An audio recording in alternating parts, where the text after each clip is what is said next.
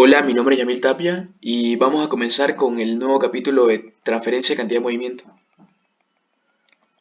Lo que hoy se va a ver es un poco el análisis dimensional, todo lo que es acerca del transporte de interfase y vamos a definir el factor de fricción. Primero comenzamos con el análisis dimensional. La pregunta es, ¿qué entendemos con análisis dimensional? Podemos definirlo como una herramienta que nos permite simplificar el estudio de un fenómeno. ¿Debido a qué?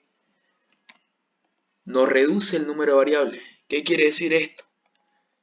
Si al principio un fenómeno dependía de 4 parámetros, como puede ser, digamos, la temperatura, la presión, la velocidad, el diámetro de la tubería, nosotros al utilizar el análisis dimensional podemos hacer de que en vez de que dependa de tantas variables, vamos a reducirlas. Es decir, vamos a tomar aquellas variables que realmente nos jueguen un papel más predominantes que las otras. Como por ejemplo en este caso, si ese S dependía de A, B, C y D, podemos hacer que ahora S solamente dependa de N y M. Ahora, ¿qué obtenemos con reducir el número de variables?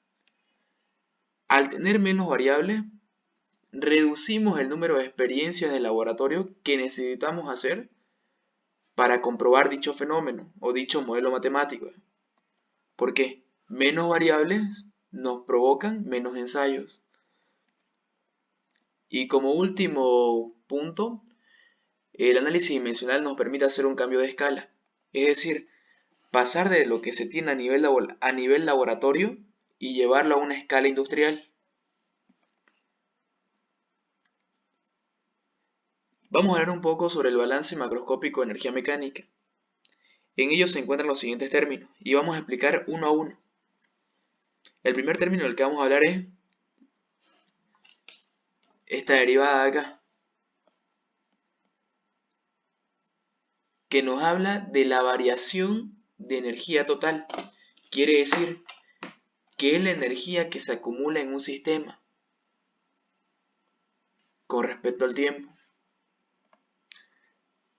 El otro término que vamos a hablar es de la energía cinética. Y sabemos que está realmente ligada a la velocidad que tiene un cuerpo o un fluido en cierto punto. Este otro término nos habla sobre la energía potencial, es decir, la energía que se da debido a una altura de referencia. Este término, el integral que dice integral de dp sobre densidad, nos habla de la energía de presión.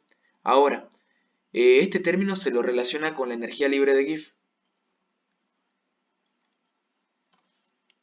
El otro término, la W con un gorrito arriba, significa trabajo mecánico. Ahora, cada vez que ustedes vean una letra con un gorro arriba o algo así, en realidad esto se llama acento circunflexo, significa que está por unidades de kilogramo. Es decir, si el trabajo se mide en joules, entonces va a ser joules sobre kilogramo. Si el trabajo se mide o la energía se mide en calorías, va a ser calorías sobre kilogramo.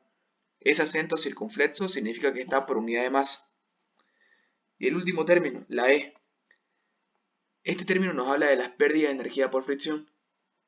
Y ahí es donde nosotros nos ponemos a pensar, ¿no? O sea, ya conocemos la energía cinética, conocemos la energía potencial, la energía de presión, el trabajo, pero pérdidas por fricción es algo nuevo que vamos a ver acá. Entonces lo que tenemos que hacer es definir eso. Si nosotros tomamos este ejemplo, podemos ver cómo las moléculas de un fluido van atravesando cierta tubería. Dejando de lado el codo, que es donde se produce una zona de impacto, vemos que algunas moléculas, al tener contacto con las paredes de la tubería, van disminuyendo su velocidad. Esa zona en la que las moléculas disminuyen su velocidad se llama zona de fricción.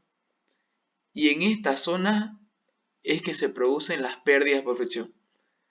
Se producen en los segmentos de tuberías cuando existe un roce entre las moléculas y un material sólido, y también se produce en los accesorios, como ser acá, digamos, un codo. Entonces, para eso nosotros necesitamos hacer un estudio del transporte de interfaz. ¿Por qué? Porque la pérdida por fricción se da en la interfase sólido-fluido. Entonces, ¿qué es lo característico de este método? Es menos complejo y necesita menos información, pero todo esto debido a que necesita una mayor experimentación. Es decir, todos los modelos que ustedes tengan o vean sobre lo que es pérdidas por fricción, van a darse cuenta que son la mayoría modelos matemáticos experimentales. ¿Cuáles son los problemas más frecuentes que aparecen en el flujo de fluidos? El primer tipo de problema son los flujos en conducciones. Estas conducciones suelen ser tuberías. Y el flujo alrededor de cuerpos sumergidos. Lo que hoy vamos a tocar es el factor de fricción. La pregunta, ¿cómo se define el factor de fricción? Nosotros podemos definir el factor de fricción como F sub K es igual a factor de fricción por área por K. Vamos a ver qué significa cada uno de los términos. Esta F de acá es nuestro factor de fricción. F sub K nos habla sobre la fuerza de rozamiento. A es la superficie característica, es decir, la superficie en la que existe contacto entre el sólido y el fluido. Y la K es la energía cinética característica. No nos olvidemos que energía cinética para nosotros es un medio de la densidad por la velocidad al cuadrado. Esa velocidad tiende a ser la velocidad del fluido.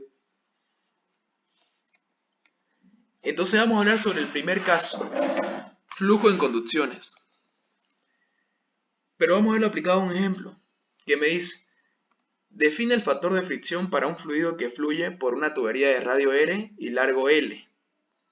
Y como inciso E me pide hallar el factor de fricción. Entonces lo primero que tengo que hacer es hacer un esquema.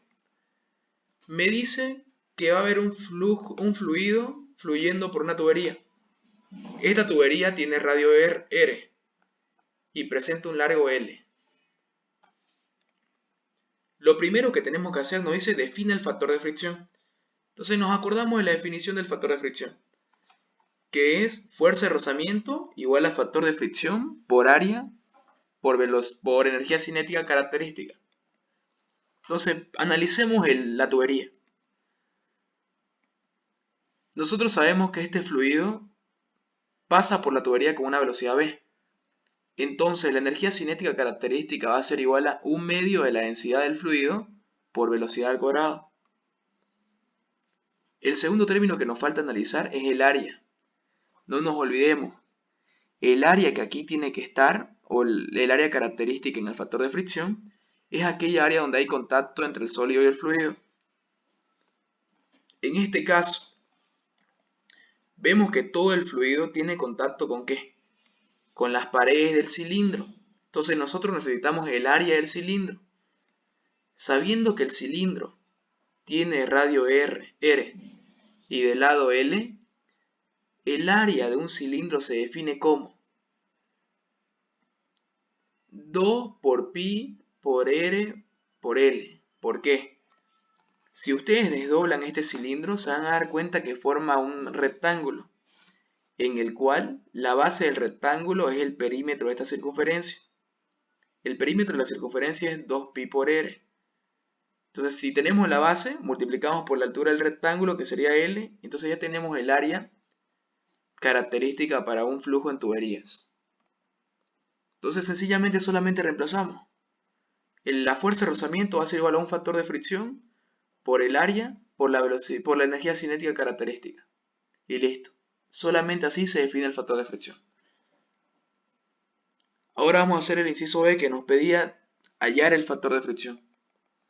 Para esto nosotros debemos analizar o debemos hacer un balance de fuerzas. Vamos a analizar la tubería, que tiene radio R, longitud L, una cierta presión a la entrada y una cierta presión a la salida. Entonces tenemos que ponernos a pensar qué fuerzas intervienen en este cuerpo. Vamos a asumir o decimos que el fluido se mueve de izquierda a derecha. No se olviden que la primera fuerza que aparece cuando hay un movimiento es la fuerza que trata de impedir ese movimiento. ¿Cuál es esa fuerza que trata de impedir el movimiento? La fuerza de rozamiento. Y la fuerza de rozamiento siempre tiene sentido contrario al movimiento. Entonces, si el movimiento se hace hacia la derecha, la fuerza de rozamiento hacia la izquierda.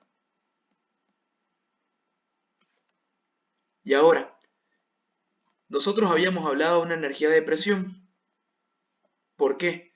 Porque no va a ser la misma presión que está al inicio de la tubería como la presión que está al final de la tubería. Entonces, debido a esta diferencia de presiones, se produce una variación en las fuerzas de presión. Y como es, digamos, la fuerza que impulsa el movimiento, tiene el mismo sentido del movimiento. Entonces vemos que solamente hay esas dos fuerzas involucradas. ¿Por qué no involucramos el peso? Porque como es una tubería horizontal, el peso estaría apuntando en el eje vertical. Entonces no tendría nada que ver con nuestro balance de fuerzas en el eje horizontal. Si la tubería fuera vertical, ahí recién deberíamos analizar el peso más. Entonces, como esas son las únicas dos fuerzas, vamos a simular un estado de equilibrio.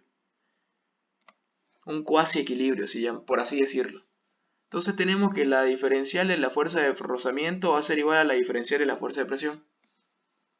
Entonces, ¿qué podemos hacer?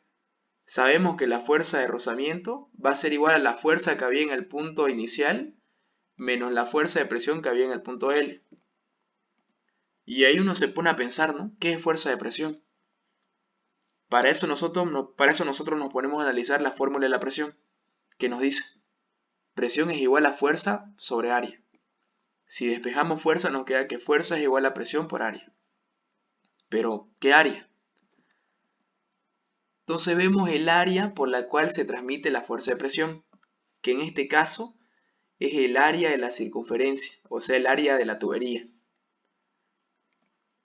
Entonces, si nosotros nos ponemos a reemplazar, la fuerza de rozamiento va a ser igual a la presión inicial por el área, que en este caso sería pi por radio al cuadrado, menos la presión de salida por el área de salida, que en este caso es la misma, pi por radio al cuadrado.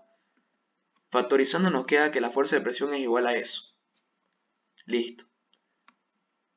Pero ahora vamos a tener que hallar el factor de fricción. ¿Cómo? Sabemos nosotros que, por definición, a esto equivale la fuerza de rozamiento. Y por balance de fuerzas equivale a esto. Entonces, como ambas son fuerzas de rozamiento, podemos hacer una igualdad, en la cual nos relaciona el factor de fricción con los demás términos. Entonces podemos despejar el factor de fricción. Aquí pi por radio por L, pi por radio se simplifica con pi por radio. ¿Y qué nos queda? Una diferencia de presión por radio sobre 2L por un medio de la energía cinética característica. Pero nosotros siempre cuando analizamos una tubería no nos dan el radio, nos dan el diámetro. Entonces es conveniente colocar todo en función del diámetro. Sabemos nosotros que el radio es la mitad del diámetro. Entonces tenemos lo siguiente. En vez de poner radio le pongo diámetro sobre 2. Pero como aquí había un 2, 2 por 2 me quedó 4. Entonces si yo acomodo esta fórmula, ¿cómo me queda? 1/4 por D sobre L por la diferencia de presión sobre la energía cinética característica.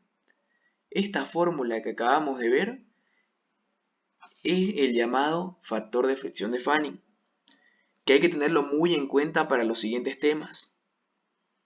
Entonces eso es todo lo que habla sobre el factor de fricción. Si tienen alguna duda igual me la pueden consultar, siéntanse libres de hacerlo.